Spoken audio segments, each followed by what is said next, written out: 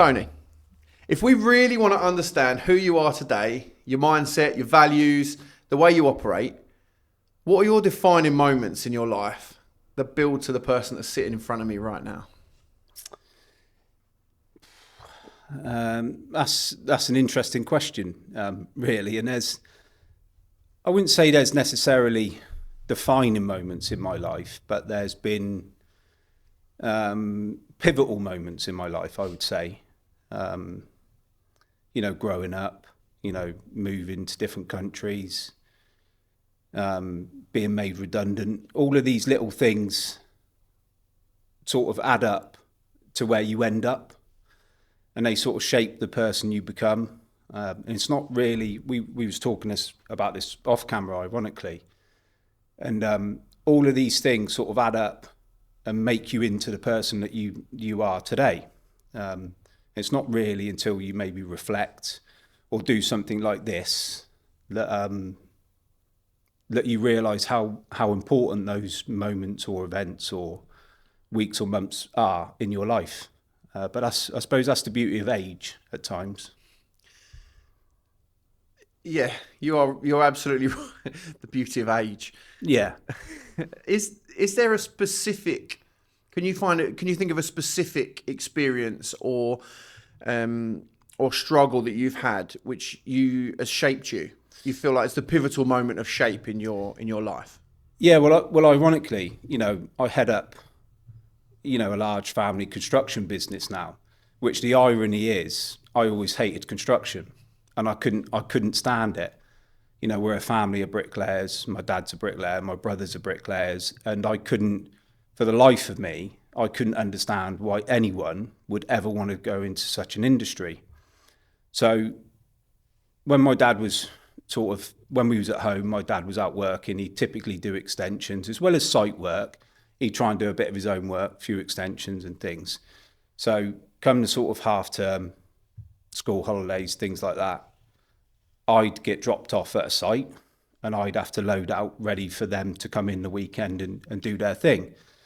So I sort of sat there, there'd be all these blocks at the bottom of the ladder, of the scaffold, and they'd all need to go at the top. And I'd be like, well, how's this working, And then I'd have to take them up the ladder. So my dad would drop me off, go to work, and I'd go up and down the ladder, unload all the blocks and all the bricks and what have you. So then I used to do a bit of site work come summer holidays, which I hated. I absolutely detested it. It was hard work. It was cold. It was wet. It was hot. It was dusty. It was sunburned, freezing cold, whichever it was.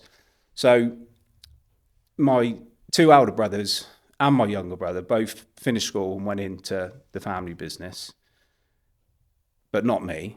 I wanted to be different, and I thought I'm not doing this. So I left school, went to college, done business studies, sort of went from pillar to post really, sort of got through my course, but didn't really achieve any sort of benefit from doing that course really. It was just ticking a box. So then I went on to do an additional course at another college, and again, just sort of ticking a box, keeping busy and what have you. Then I left college and then I went to work. So couldn't really find a job, was floating around here and there. And then I remember my dad coming in from work one day and he said, "Tone, you got a week, get a job or you're out." So I was like, okay. So I ended up doing a bit of painting and decorating. Still didn't go into the bricklaying industry. Still hated it with an absolute passion.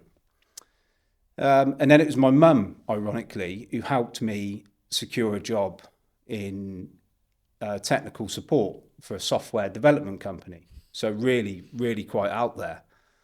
So everything was going along, fine. I got the job, ended up being placed in the technical support department. It's great job. Then sort of 2001, there was the Twin Tower attacks in America, which hit our sector quite hard. So that was in September.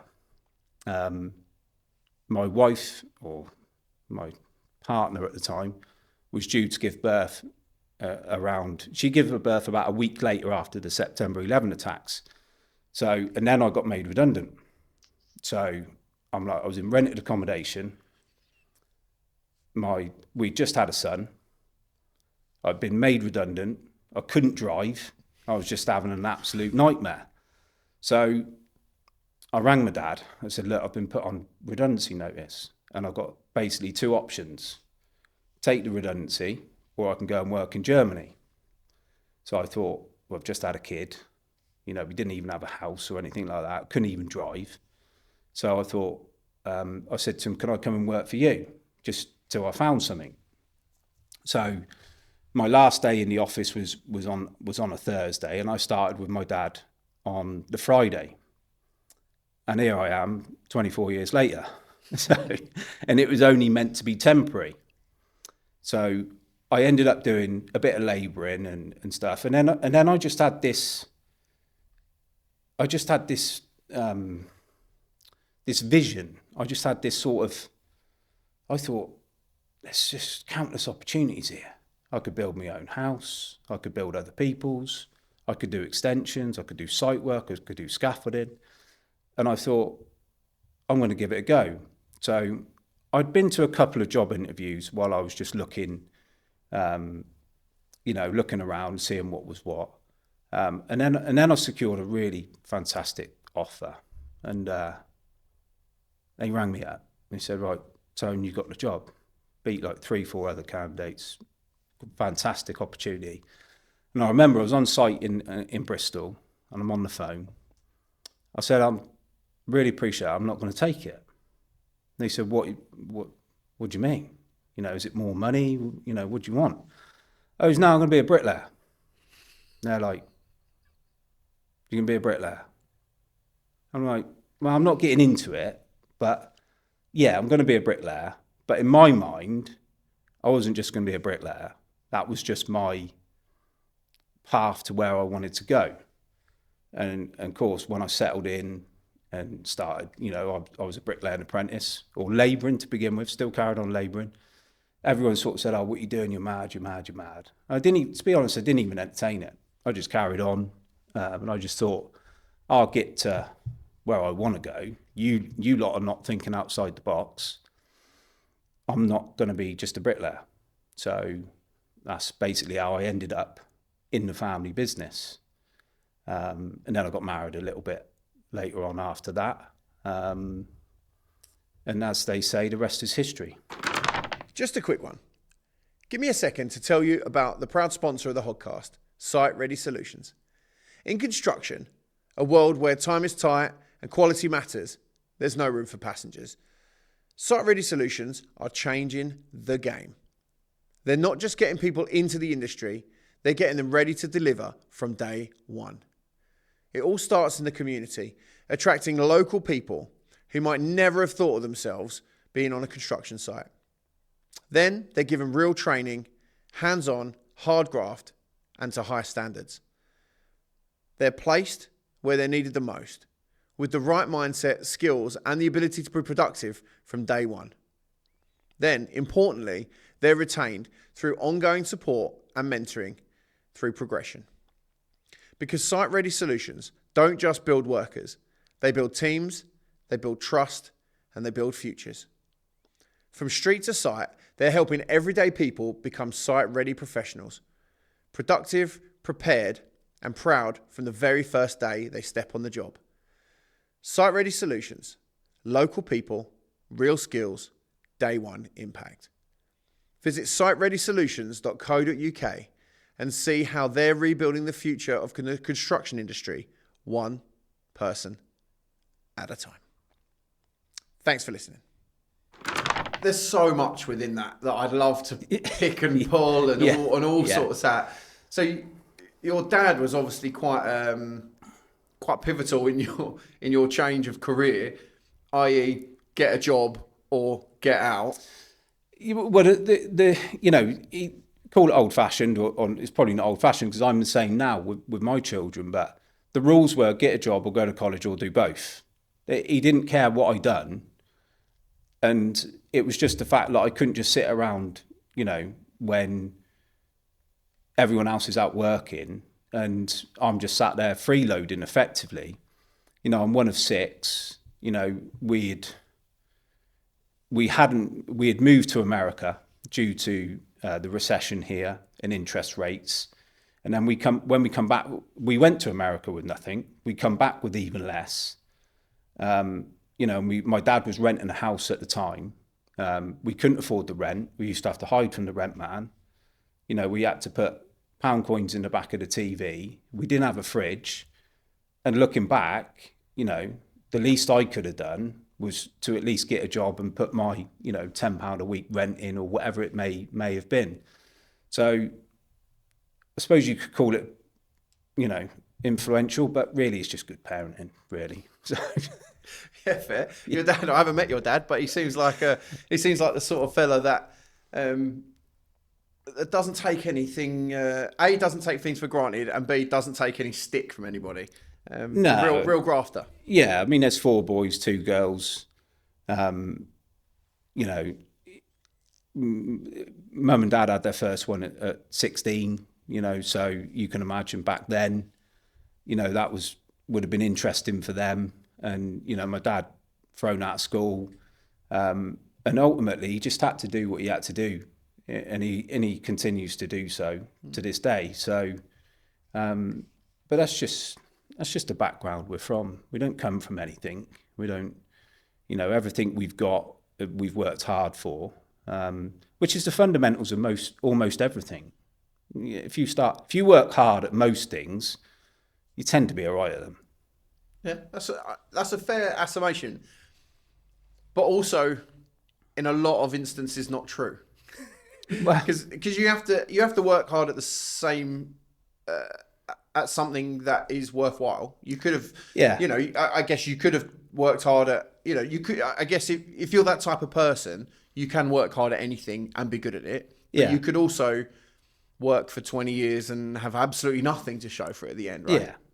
Yeah. Well, you can, but I do truly believe that everyone is where they are in life through decisions they've made. Don't get me wrong, you know, there's good luck and there's bad luck, but how that really impacts your life, it can be down to the individual. Don't get me wrong, you know, luck plays its role, but it's usually when hard work meets that luck, then something good happens, or you take a risk.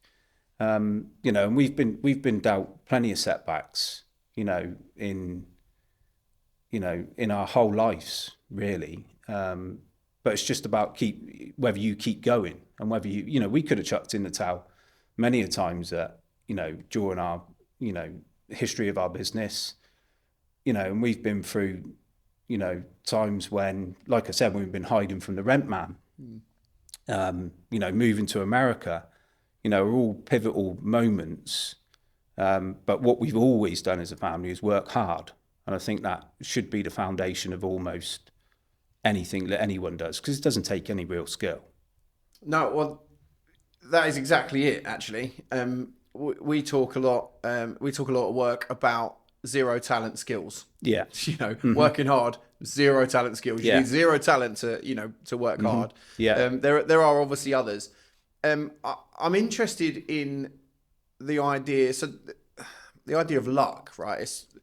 Some people say, well, I think there's a quote somewhere, but preparation meets opportunity. That's luck. And I guess if you're the hardest working person in the room, that's probably going to come along a bit more for you than others. In that room, certainly. You talk about sort of adversity and the things that you've been through as a family. Is there anything sort of pivotal for your family and your business? Because obviously it's a family business. You and your brothers and your dad all work. Does your mum work in the business She too? did work in the business. Yeah, I figured she would. That's how family businesses generally go. She's looking after the mum's grandchildren. sort of the boss. And, She was instrumental in. You know, she was instrumental in, first of all, allowing my dad to go to work, you know, and keeping, you know, looking after the 6 kids. And, you know, us boys were a bit unruly and, you know, as you can imagine, 4 boys all growing up, similar age.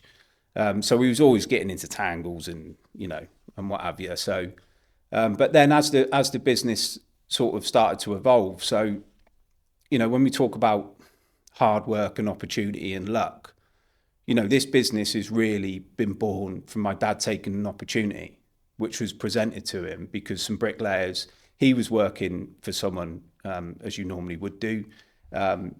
His friend was a carpenter on a firm for a house builder. The bricklayers couldn't cope. He thought of my dad, rang him up, said, do you want to have a go?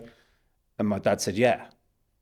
So that was it. He just preparation and opportunity. He just took the opportunity because he knew when he had the boys that could it's half of a gang straight away. Yeah. So then he just had to pick up the rest of the pieces, and that's ultimately what happened. And people often say to me, "Oh, you're lucky," or "It's all right for you." I absolutely love that one, but I had the same platform and the same opportunities as everyone else within our business. I just happened to take them. And that didn't really, you just had to think, you had to be that way inclined to see that opportunity. So I come into the business last, I'm third in line to 2 older brothers, and I still ended up, being removed from the tools and being put into a management position relatively early in my career. And you'd have to ask my dad why he chose me, but ultimately he must have seen something different to the rest of us. And we've all got different skill sets, of course we have, and that's the beauty of the family business. We can plug the skill gaps here and there, but I see an opportunity, and I worked hard, and I still continue to work hard to this day, to have taken the opportunities that were presented to me. Was there a moment that it all came together? How did you become the man that we see today in terms of where you are in your business? Because you're, as far as I'm aware, the top dog in your business. How did you get there? Well, it's just evolved over the years, and just different events and different circumstances, and I've just built my skill set, and I've continued to learn, and I've continued to be a sponge and not afraid to ask questions, and often put myself outside of my comfort zone and take on challenges. I don't often ask, back in the early days, I might have asked my dad for permission for stuff, but, now my dad just says, what's going on, Tone? What you got cooking now? And you're always up to something, whether that's starting an apprenticeship program, whether that's doing our own developments, whether that's starting a YouTube channel. I don't ask for permission for these things. I just do them. There's this, it's probably the same with the podcast. When people are starting out, they try and get it perfect. And I'm sure there's going to be times on your journey where you'll forget to put the memory card in, or you'll forget to hit record, or you'll wipe all your edits. And I'm a big believer in don't wait until it's perfect, because you'll be waiting forever. So take that leap of faith, and put yourself out there, and then you just learn as you go, and it's the fastest way to learn. And if you stand around waiting for it to be perfect, or someone to give you permission, you'll be waiting a long time. So you've just got to go for it. Oh, fair. Well, look, you have a phrase. I think it's I'm really training to be harder to kill. What does that mean to you? How does that mindset shape your approach to your life, to your business? Where did that even come from? Well, I've always been, well, not always, but I don't know. It's a good few years ago now. I was sort of playing football, a little bit of football, just socially, really, not any decent level. And then I injured my knee. I snapped my cruciate ligament in my knee. And then I ended up, I thought, I can't play football anymore. I didn't have the confidence. The knee was shattered. I had to have it rebuilt. And then I just sort of started getting into the gym. And there's a lot from the gym that, can transfer into your relationships with your children, finances, your relationship with your wife. It's not just the gym where these good habits and this discipline sort of impacts your life.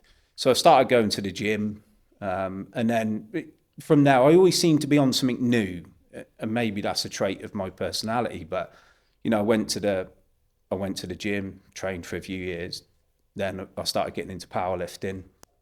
So then I've done a powerlifting competition. It's just like randomly, I'll have a go. Then I started building more of my physique and stuff like that, and then I've done a couple of photo shoots. So then I had an online coach for a good few years, and then we parted company, and I was sort of lost, and I sort of didn't know. I'd been with him like 4 years, and I thought I didn't have no direction, and I didn't know what to do. So now I thought, I'll tell you what, I'll try jiu-jitsu. So 2 years ago, went to jiu-jitsu, and then and now I continue to do that, and then I've been into a couple of competitions. I had a competition last Sunday, so I've got a proud record of 5-0 now. So wow. yeah, I like to think, which is, it's just interesting competing again. I love to compete. And then you compete in age brackets and weight brackets, so you're always up against someone of similar age, similar weight, and I like to think I'm in the higher end of that category, and I've looked after myself. And I've got a daughter. She's 17, going on 18. Hence we're trying to be harder to kill, because I do want to be fit and able, and I want to enjoy my life. And this is the only vessel you've got. So whether it's play golf, do jiu-jitsu, walk, whatever you want to do, walk the dog, whatever. So. And she is dating now, so I've got to be on my toes, haven't I? So, it's like when they turn up at the door, it's back at 10:01. Yeah, not 10:02. There you not go. 10 o'clock. It's 10:01, lads. Yeah, and it's a bit, and I think it's good for my children to look and to see that I'm disciplined and that I put myself out there, and I do, I set a goal and I try and achieve it. And my son, I wish I had what he's got now, but he's probably watched me, and he's approaching 24 now, but he's trained consistently for a few years. And it was a bit later in my life that I found that. I was drinking a lot when I was young. I had children when I was young. I found difficult, and I sort of was little bit wayward, and I don't know where that pivotal moment was, considering I've had so many huge moments in my life. My dad going to jail, for example, and I was due to get married. My dad and my brother going to jail at the same time. That Just drop that one in there. Yes, but that was what I'm saying is that's quite a defining moment in when I was getting made redundant, when I was going to become a father, when I was getting married. Then my dad was my best man. Then I had to postpone my wedding because my dad was in jail. But if you ask me, why I'm in certain ways, there's no definitive answer, but it's probably a collection of all them different events that then produced the man you are, sat here today. Just dropping all the bombshells within that last little bit. So how did that impact you? Your dad and your brother going to jail at the same time? That I mean, I've never had that. No. Hopefully I never will. No. But how did that impact you as a man? Did you work for the business at the time? Like, talk me through it. No, I wasn't working for the business then, but I was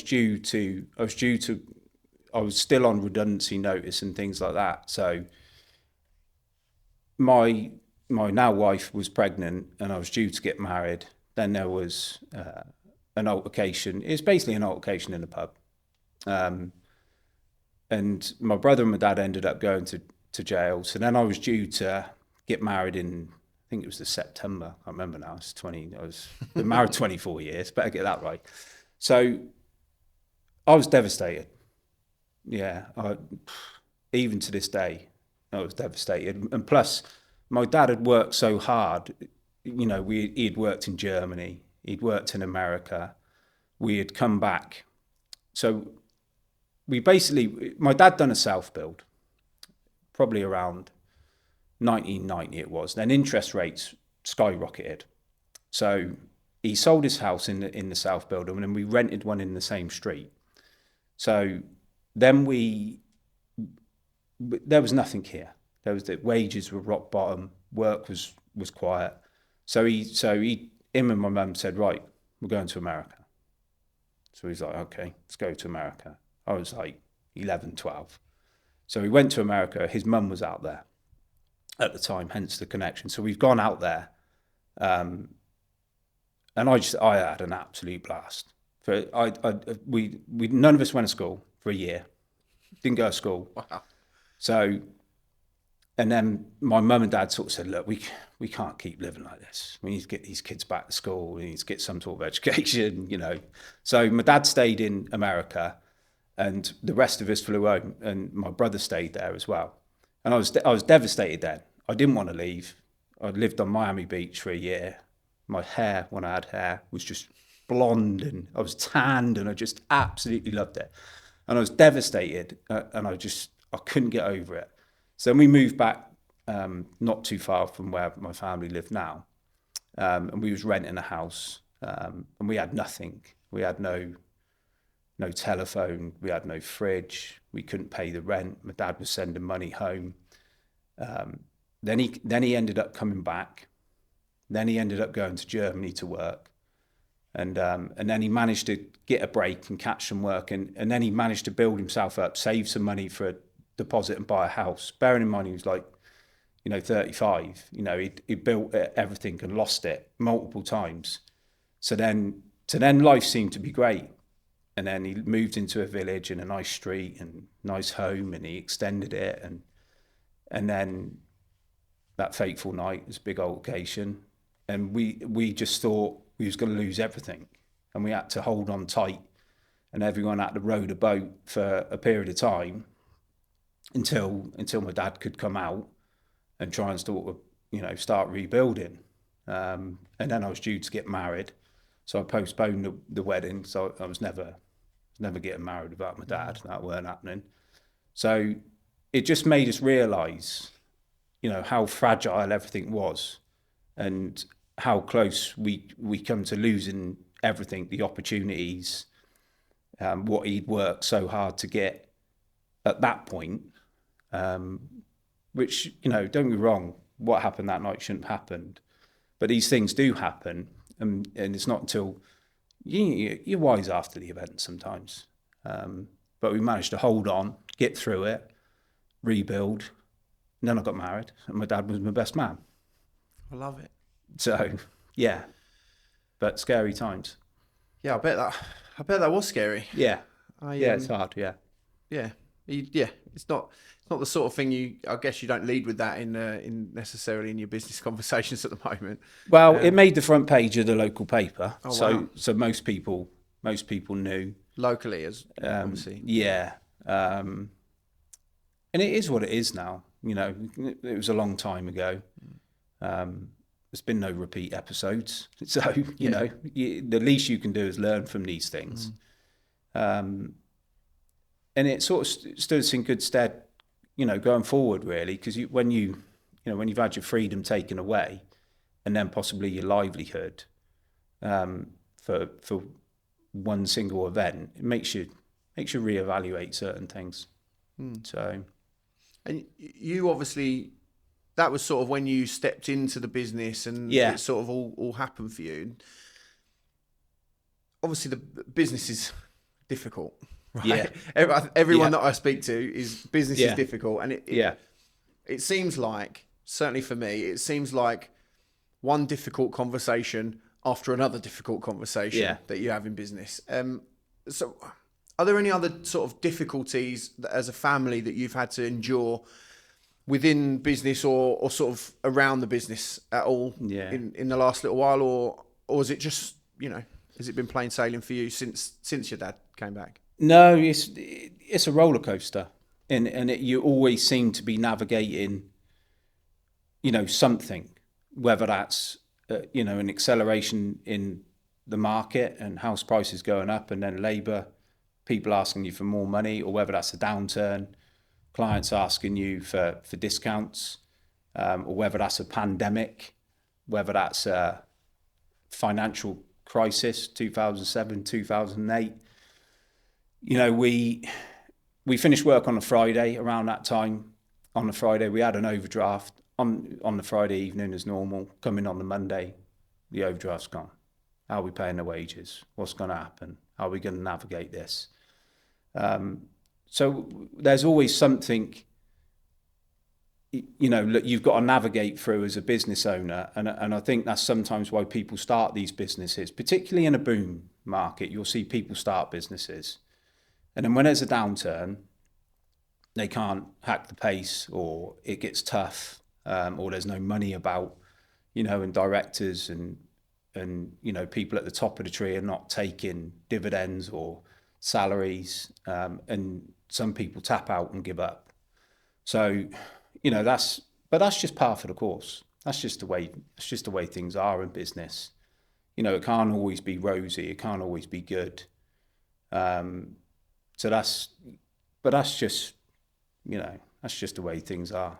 So there's been some difficult moments, but I lost my brother in November, which obviously a huge part of the family business. And, you know, when I talk about, you know, cash flow or market acceleration or a downturn or financial crisis, that it pales into insignificance, really. And you all of a sudden you just lose that fear. You just lose that, well, what's the worst that can happen now? Because it's already happened. So it puts into context when you worry about, you know, programs, or are you going to get that next job, or, you know, are you going to get paid, you know, Monday, or whatever it may be. And it makes you realize that, you know, it just sorts itself out in the long run. And all that worry and all that stress. You know, if you asked me what I was worried about 3 months ago, I couldn't tell you, because it's gone, it's finished, it's done, it's dusted. So try and spend less time worrying on what you can't control and control what you can control. And it really sorts itself out in the long run. And what's the worst that can happen? The business fails. That's it. And we just start again, because really that's not that bad. Yeah. In most ways. Well, you're, I'm sorry to hear that start. Yeah. And, you know, it's obviously incredibly difficult when, you know, when you fail in business or things happen in business. But when it comes to family, it is, yeah, it's beyond words. So again, like I said, it just puts everything into context. Things that you think are important are not important, and it's a shame it takes a catalyst like that to make you realise that, particularly if you're a business owner or operator. You know, I've had many sort of holidays or special events ruined, and the phone's going, or you read the email and you're like, oh, I shouldn't have read that, and it spoils the atmosphere, you know, over a meal or whatever. So if anyone can take anything from it, don't sweat the small stuff, because it's really not that important, and it can always be solved. Yeah. 9 times out of 10. And don't tap out. Because you're 5-0, you don't tap out. I don't tap out. I pass out. Yeah. That's it. That's the problem with Brazilian Jiu-Jitsu. That's it. Yeah. If you don't tap out, you do pass out. I just start seeing stars. Yeah. So yeah, but no. Well, let's focus a bit on your business now. Yeah. You are committed to having 10% of your workforce made up of apprentices. Yeah. Crazy, isn't it? Yes, you are. Yeah. Even knowing that, as you say, it would be challenging. What was the driving force behind that? Lack of labour, basically. Lack of labour and lack of decent labour. That's it, really. I just got sick and tired of, you know, trying to recruit good labour and not being able to find any. And that's ultimately the bottleneck to expanding and growing your business. And then it just goes on from there. You get a better quality bricklayer, you build a better product, you got less customer care, you got a better margin, all of them things. And that's ultimately where it started, was my frustrations with lack of labour. So how does that manifest within your organisation? I do some work with my boss with apprentices and the whole bunch of training and stuff like that. But how does it work for you? How does it work? How do you mentor the sort of apprentices? Because I was going to say young people, but they're not all young. As you didn't start bricklaying until your mid-20s or so. Yeah, 2021 I sort of come into it. Majority of them are school leavers. We do offer apprenticeships to older people, to anyone really, but there's always a bottleneck when it comes to money, and that's always a sticking point. But we've got some really good people who have, couple of decades experience, and they just mentor the lads.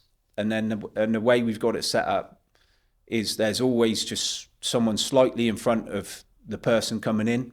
So there's always that person they can look up to, and they can ask, and they can gain confidence through. So we like to have a responsible person as the mentor, and then we partner them up with someone who's a year in front of them, and that's basically how we keep the production line going.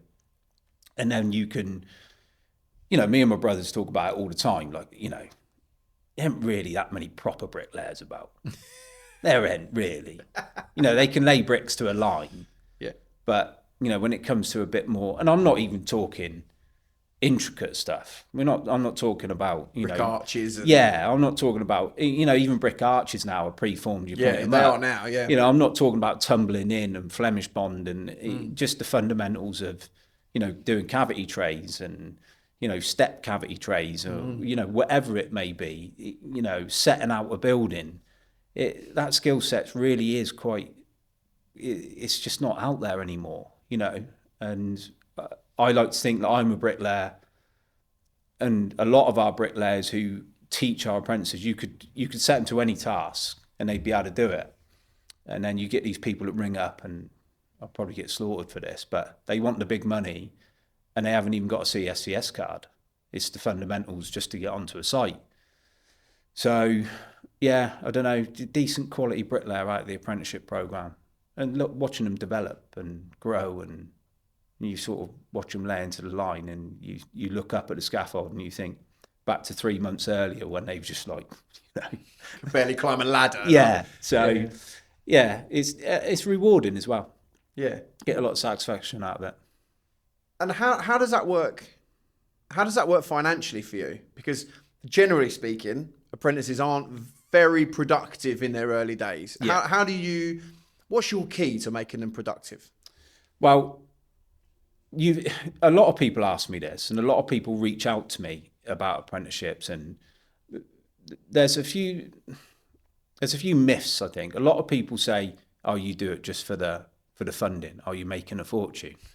Well, I don't really work like that, but anyway. Those people clearly have never had that many, any apprentices, if anything. Exactly. So I'm like, no, it doesn't work like that. But anyway, if that's what you want to think, then crack on. But that's why it's so important for us to keep the intakes going on a regular basis, because there's a natural progression where they have to go through, and they just have to get to that point where you've got new intakes coming in September, and you've been doing it for a year now, so you naturally need to be moving on.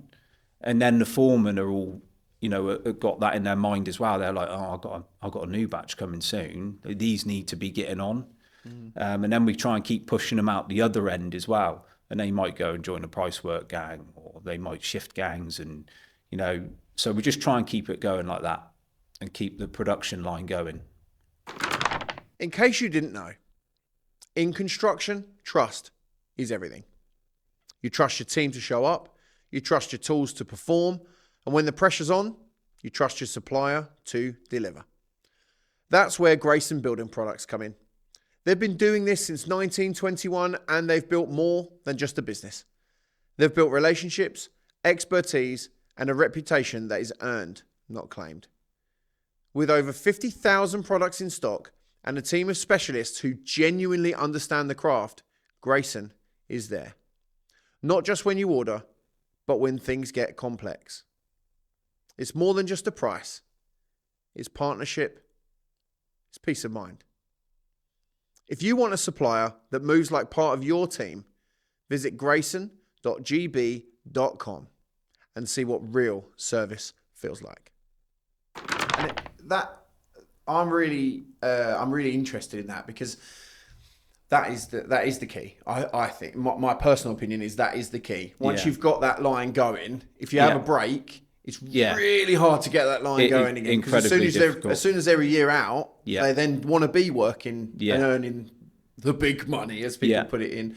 And some bricklayers are earning big money. Let's not, I'm sure your wage bill at the end of each, it's great. End of each week is it's pretty big.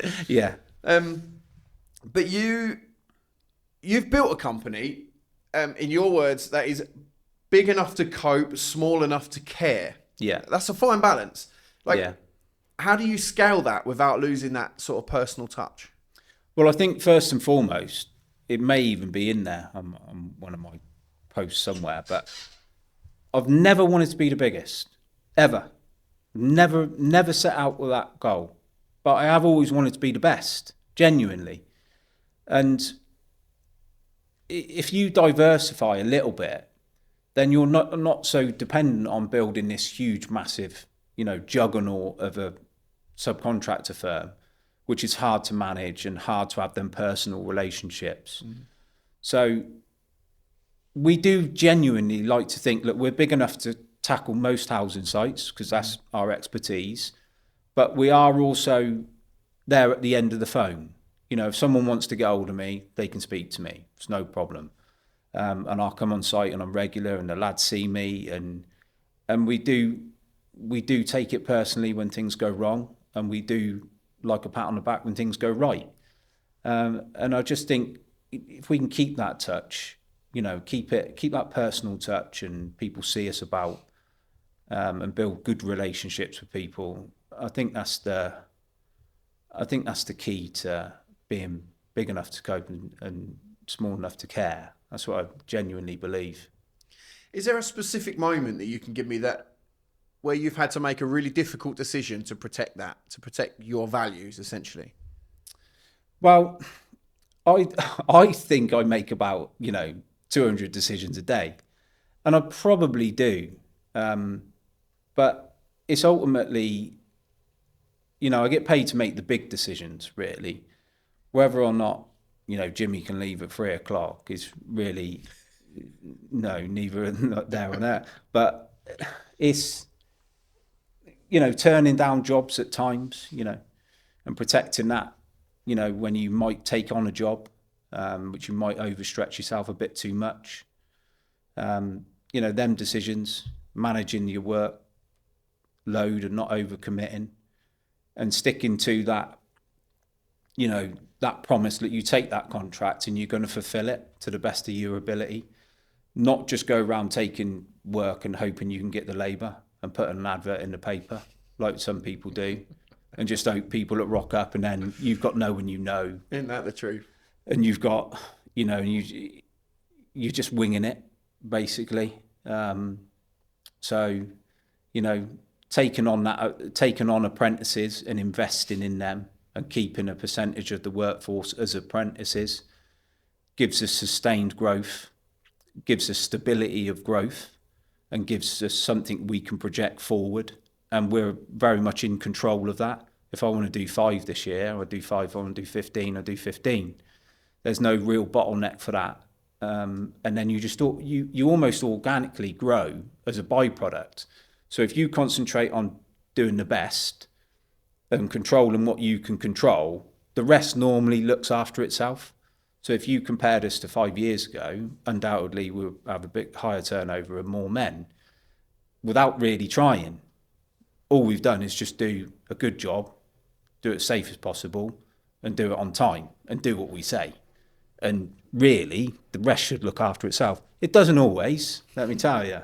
Well, so you say that you deliver it, you pride yourself, in fact. I've read about you pride yourself, and you just touched on it, about that you build on budget, defect free, on time, and when you also win Pride in the Job awards. Yeah. So how do you? What's the secret? Because I guarantee not everyone does that. What is the secret? I mean, I feel like you've touched on it a little bit, but can you expand on that? Well, the secret is your labour and stability of labour, and not using labour that you don't know, and not getting yourself into a position where you have to use tried and untested labour. But that's the benefit of the apprenticeship programme, because every year you've got that input, you've got that additional labour coming into your business, and then of course everyone else further up the ladder is just getting stronger and stronger. So you naturally get that snowball effect. So and then the lads that are been through the programme are better at supporting the people that are coming into the programme. So it just has this huge momentum gathering thing, which is why it's so important to keep doing it. I even done an intake in the pandemic. Wow. Yeah. I thought, I'm just going for it. And I was right, because it exploded afterwards. Yeah. And you had the workforce that were both, you knew them. Yeah. You'd built them. Yeah. You trained them. Yeah. They were loyal to you. Yeah. Not all of them. Well, not all of them, but yeah. you just have to. There's going to be some amount of drop off, right? Yeah, of course. You can't retain everyone, and not everyone wants to be a bricklayer, right? That no. you take on, and I guess, is that an important part of the procedure for you? How do you get your intake? Well, that's a really interesting question, because sometimes when you get the candidates in and you think, I can think of one lad in particular, I didn't think he'd be a bricklayer. I didn't think he'd make it. I just thought, you've just not made the right stuff. Now he's brilliant. And when I see him at the interviews, a bit quiet, a bit timid. And I thought, even then I was on the fence. I thought, shall I, shan't I? And maybe that's just experience, like I picked him anyway. But that's an incredibly difficult skill to master, I think, because they're so young. You put someone in front of someone, I'm old enough to be their dad. It's hard for them. And I think that needs to be taken into account. So we do score our apprentices behind the scenes, but just on basic stuff, punctuality, health and safety, attitude. We're not, I say to them all, we're not expecting, you don't need no superpowers. Not bothered about your English and your maths, and if you can speak foreign language, just be on time, work hard, do as you're asked, be safe, go home, the rest will come good. So we have thought about, collating the scores and then looking at that data to sort of see what sort of threshold they might need to get to make it out of their probation period. But it's so hard to tell. And I think that a lot of them need a chance, really. And as long as they're contributing, as long as they're working hard, then they deserve a bit of time. And I think a bit of patience from businesses or whatever. And it's a long-term play. They ain't going to be brilliant after 6 months. Doesn't work like that. No, it definitely doesn't work like that. No. We've had that in our company, and there's one lad who I can think of really particularly, and hopefully he'll be watching or listening to this, and he'll know who he is. He's 5 foot. He had to travel. It was a 4-hour round trip for him to get to work, essentially. Yeah. He doesn't drive, so he had to get the bus. He got on the bus at 4:00 in the morning to be ready for site for like a 7 a.m. because there wasn't a bus. Well, he had to get up. He got on the first bus, which got him to work about an hour early. No, because otherwise he'd be late. Otherwise he'd be late. Yeah. So he had to do that, and then he was only 5 foot. Yeah. He weighed less than one of the blocks. So I think he weighed about 50 kilos. So he could barely lift the block. And I'm looking. He came to like one of our intake days, and he loved it. He absolutely loved it. He loved, he used to work in Greg's. Yeah. But he watched it on YouTube. Yeah. So he was watching people like yourself on YouTube going, I want to be a bricklayer. I need to be a bricklayer. I get to work outdoors. I get to make money. I don't, because you say maths and English. It is essential in some ways. I've had this conversation on various levels about things that you need to learn and things that we learn at school that we don't really need to learn, but actually are quite useful in the workplace, especially in bricklaying. But I was looking at him thinking, you're never going to be a bricklayer. Yeah. And he is. And he's really good. And he went to the gym. He took a block home with him from a site and practiced lifting the block to shoulder height. Because that was what he was working with every day. And he, you know, and he built himself up so that he can now do that. You know, and I'm so proud of where he's come to. And, you know, imagine you have that. If 10% of your workforce are doing that, you know, that's... They're the ones. They're the easy ones to spot. The ones that go above and beyond, because we have a stipulation that all apprentices have to get to site of their own accord. There's no pickups. You know, whether that's mum and dad or bus or motorbike, whatever. But believe it or not, that separates people straight from the off. Yeah, straight from the off. Because they, you know, quite often it'd be mums or dads ring up and they go, I say, right, well, all the work's local. So it's all, you can all get on a bus. And they're like, oh, you won't get picked up. I'm like, no, you won't get picked up. Oh, and then you never hear from them. But that's not teaching them anything. And, you know, and I always keep my eye on them ones that get dropped off by their parents. I don't hold it against them, but I'm like, you're making it easy for him and you're not teaching him anything. Yeah. So if he got his own way to work, guess what? He'd probably be better with his money. He'd probably learn to drive and he'd probably get a car a lot sooner than when he's getting dropped off and picked off every morning. So I don't hold it against him, but I do keep an eye on that, how easy the parents make it for him, because it don't stand them in good stead. No, you do feel like, you do feel like I'm really lucky. My mum did drive me about, but that didn't make me any less of a hard worker, which is fortunate. And that sort of humble brag. That's rare. You know, it is rare that you are looked after by your parents and you work hard. Yeah, I mean, this is coming from someone who didn't pass his test till he was 21. Yeah, and I only passed my test because, you know, my mum picked me up from the hospital when we had our first, so. But I just think it's a fundamental skill that they need when they're bricklaying, because it tends to be from one side to another.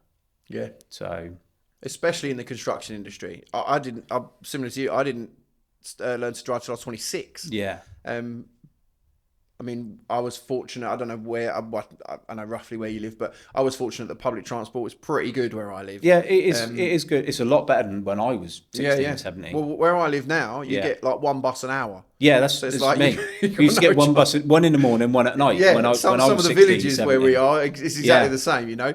And what chance have you got being a bricklayer in there if you don't drive? Yeah, there's no excuse for these lads not to be able to get to work of their own accord. But yeah, it's one of the rules. Well, looking at that, thinking about that, sort of children and growing up and just all the stuff that you have to do. Now, you run a business, you train, and you're a dad, and you're a husband, and you know you're a son, and all of these things. How do you fit all that in? How do you balance it? What's the hack? Well, people love a life hack. How do you hack it? Well, I don't want to be that 5 a.m. guy, but I am that guy. So my alarm goes off about 4:45, and I'm up early. I go to the gym early. I eat, whether that's jiu-jitsu or the gym, because otherwise life gets in the way, and it's very difficult to fit them things in. But ultimately it comes down to routine and discipline. You know, a lot of people think it's motivation, but it's not. It's discipline. Do you still think I'm motivated to go to the gym after 8 years? I'm not. I'm disciplined. You know, do you think some mornings I don't want to go to jiu-jitsu when I'm like, I know I'm going to get beaten up? Like, for some sick reason, I still go. Yeah. And I think whether that routine is, whatever that routine is, which people also take the wrong way as well. They think, oh, well, I'll get up at 5 o'clock. No, work out a routine that works for you. If that's in the evening, great. If that's in your lunchtime, great. And in terms of work, I've never really classed what I do as work. ironically. I'll sit at my computer, at home. I very rarely watch the TV or anything, and I'm just working, like, whatever. I don't think to myself, oh, I need to stop working now. I just think, oh, I'm going to bed now. But that's just because I like what I do, whether that's looking for land or whether that's learning about apprenticeships or seeing what jobs are coming up, whatever. So really, it sounds like I do a lot, but I go to the gym in the morning, I work, and I walk the dog. Really, that's it. How does that fit in with family life? Because if my wife is anything like yours and my kids are anything like yours, they when I'm sat there in the evening on my laptop, which we're similar in some ways, different in others. I quite like my bed. I don't like getting up early. My kids, mine are 4 and 8. So they're in the bed at 5 a.m. And I'm trying to encourage them to go back to sleep is a different thing. But how did I'm sure you're quite an insightful fella. But how do the rest of your household feel about you looking for land and learning about apprenticeships when you could, I don't know, watching Britain's Got Talent with the missus or whatever it is, But see, you're at a completely different stage to me. So my son's approaching 24, and my daughter's going to be 18 this year. So I've been through everything that you've been through.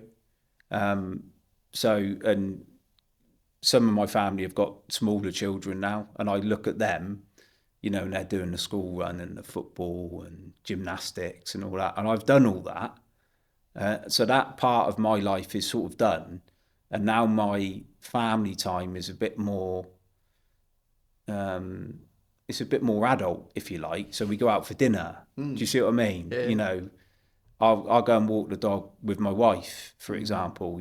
My son and his girlfriend come over for dinner yesterday because they've just moved into a new house and the house is blown. So, what my kids want to do is more in line with what me and my wife would do anyway. So really, it's quite easy for me. And my wife, she'll get up and walk the dog when I go to the gym. So it sort of works quite well. Plus, we've been married a long time. Fair. So I've navigated all the pitfalls and all the, speed bumps in the road. So, we've been married almost 24 years the end of this month. So it gets better, marriage, with the longer you've been married. Well, you say that. So, funnily enough, next guest we've got is actually your what? No. Yeah, she might not say the same thing. Yeah, but it genuinely it does. You just get a bit more understanding. Everyone knows each other's routines, and and my kids are self-sufficient now, which makes life a hell of a lot easier. Yeah. Well, it sort of goes back to what we were saying at the beginning of the podcast. Like, how have you become such a grafter? Well, you had a good role model. Yeah. You had what we call good parenting. I mean, it's called being a dad, right? Yeah. And I'm really hoping, obviously we are at different stages, and I'm really hoping that my work ethic rubs off on my kids without being detrimental to who they are. And I guess in their early life, it must have been similar for you. You're having to work long hours, long days, just to, put the pounds in the back of the telly. Yeah, that's right. Will, that is very much the case, but, I don't lecture anyone on how to be a parent, and I'm certainly not dad of the year, but, children, they don't do what you say, they watch what you do. So you can tell them till you're blue in the face, don't do this, blah, blah, blah. But ultimately, that just bypasses them. And then they watch what you do, and then they mimic what you do, good, bad, or indifferent. And I think I'm lucky now. I've got the beauty of hindsight. Oh, I can see now. I'm like, right, I get it now. And I remember when Claire fell pregnant, and we went round to tell her mum and dad, and we went round to tell my mum and dad. And my mum and dad were upset. I was like, I don't really get this. Why are they so upset? Like, what's the issue here? But then if it was my son now, I mean, he's a lot more mature than I was, but, if you think about it, I didn't have a job, I couldn't drive, I didn't have a house, we didn't have no money. It was hardly great news, really. And if it was my son now, I'd be thinking, you bloody idiot, So, but that's the beauty of just hindsight and getting older and, wisdom, I suppose. Well, you seem like quite a wise guy. Well, I don't know about that. Well, people talk about success. So I'd say you're doing pretty well. You're fairly successful. But I want to ask you about failure. Yeah. What's been your biggest failure, if you will, in your business, and how did it shape you? Well, my son asked me this question not too long ago, really. And I said to him, it's an hard question to ask. And it's not that I've never failed, because I have. I've failed at loads of stuff. But I don't sort of mark that occasion, if you like. So if you had to ask me, what's your biggest failure? I honestly couldn't tell you, because is it a failure or is it an opportunity to learn? And I think there's a real difference between that. Many, many things I've done that have not been successful. But I didn't ever sit there thinking, oh, what if, because they're just a collection of events that lead up to where you are today. So I don't really look at anything like a failure. It's just an opportunity to grow and learn, and that's a bit cliche. But what are you going to do about it? What are you going to do? No, but what are you going to do about it? Cry? Yeah, but in all seriousness, what are you going to do? If you fail at something, what are you going to do? You've got two choices: stop there or carry on. That's really it. There's no, and what I've always found, which is why, with the passing of my brother, whenever we face difficulties in the business or in personal life, I can just work hard and I can persevere and I can get through it and I can fix it ultimately, one way or another. Everything is fixable. Apart from that, and that's difficult, because I've always been able to just, something goes wrong in the business or something goes wrong. You learn from it, chalk it down to experience, on to the next one. You got to park that, because you can't keep looking backwards, because you walk into something. So therefore you focus and you go forward, and it's incredibly difficult. Like, I can't fix that thing, when all I've ever done is something goes wrong, I just go, all right, well, I'll sort that one way or another. Whether that's working hard, changing things, hiring, firing, trying something different, whatever. So that's difficult not to be able to apply them skills you've built up during 20 odd years to fix that problem, because it's not fixable. But in terms of failure, too many to list, but they're not failures. They're opportunities to learn. Touching on what you just said again, the idea of, your brother passing and you not being able to fix it. What for you has been the hardest thing about that? No, just the whole thing, really. It's just colossal. It's just huge. It's just huge. It just dwarfs any failure of anything that I've ever experienced ever. And again, it's not something to work through or to get over. It's something that's going to be there or for the rest of my life. So all I can do is work hard, going forward to honour my brother and to make a good life for all of us, and to create memories and, set and really have that work-life balance figured out. And it's so important to do that, even more so now. But anyone watches this podcast or listens to this podcast, if you really separate the work from life, really, because before you know it, it could be over and gone. And you don't want to live with regrets or missed opportunities. Be present, but it's not fixable, and it's incredibly difficult. And yeah, I just continue to try and build the business and do the best we can to honour Carl, and and keep his spirit alive in the business. We've had our logo changed now as well to incorporate something from my brother. So that'd be nice to leave that, leave our mark wherever we go, and for that logo to be seen, across social media and all of our sites and all that sort of thing. So that's the goal. That's the goal in life now. And if you could have one more conversation with Carl, what would you talk about? We'd probably talk about work, ironically, but work was always better when Carl was here. Carl just made everything better. He just made everything better. So, it's difficult to go on each and every day. But in the same token, that would be a failure if I just, quit now and tapped out. But yeah, we'd probably talk about work, ironically. But he always had the ability to make work fun. So, and we'd always laugh about it. And he'd always say, it'll be all right. Don't worry, it'll be all right. And guess what? He was right. It was. Yeah. It always works out to be all right. So, yeah. Well, you and your family have built something successful. You're training to be harder to kill. Yeah. And you're investing in the next generation. So at the end of it all, what would you want to be your legacy?